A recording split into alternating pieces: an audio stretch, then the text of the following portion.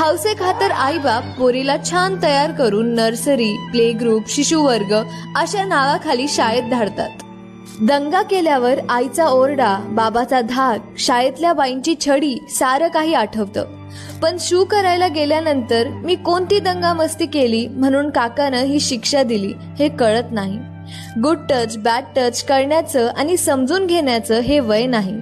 बदलापूर मधल्या नामांकित शाळेत 3.5 वर्षही वय नसलेल्या 2 चिमुरड्या मुलींवरील लैंगिक अत्याचाराची घटना लाज, संताप ह्या पलीकडची आहे. आता चौकशी, फास्ट ट्रॅक, त्यातलं राजकारण हे सारं काही होईल. पण घटनेचे ओरखडे त्या चिमुकल्या कोवळ्या मनावर आणि त्या आईबापाच्या काळजावर जन्मभर राहतील त्याचं काय?